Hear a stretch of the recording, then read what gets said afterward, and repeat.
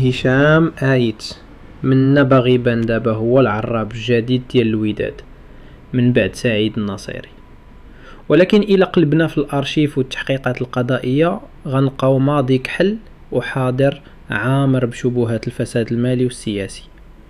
حنا هنا ما كنهضروش غير على تسيير عيان، بل على امبراطوريه تبنات على شركات وهميه، فواتير مزوره وسرقه موثقه للمال العام. الماضي اللي كيحاول يخبيه واخا كيحاول يبان بصورة زوينة، تاريخ ما كيكدبش.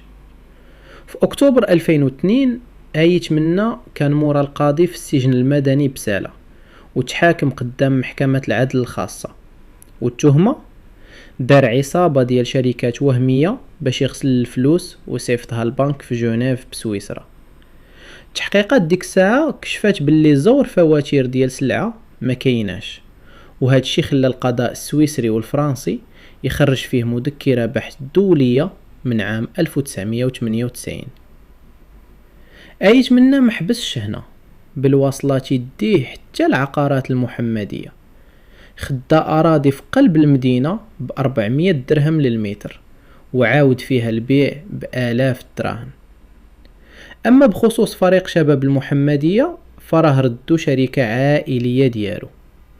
الوثائق كتفضح باللي مرتو ونسيبو وشركاتو هما اللي مسيطرين على 70% من الأسهم. والخطير هو الكذوب في الأرقام وتلاعب واضح بالبيانات المالية قدام كل شيء. استغلال السياسة والمال العام. الوقاحة وصلت لدرجة أنه استغل المنصب ديالو كرئيس جماعة باش يعطي الفلوس ديال الشعب للفريق ديالو الخاص.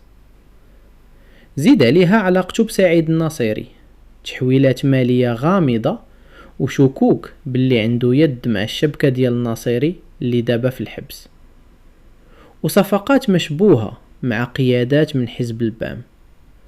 الخلاصة، هشام آيت منا ماشي غير مسير رياضي، هو نموذج حي كيفاش كيدخل المال الوسخ للسياسة والرياضة.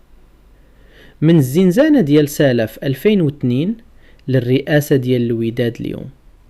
السؤال هو، تالين غيبقى هاد الأخطبوط فوق القانون؟ وعلاش الوداد ديما كيولي ملجأ لهاد النوع ديال الشخصيات؟ وعلاش وداد ولا مصدر للفساد في البلاد؟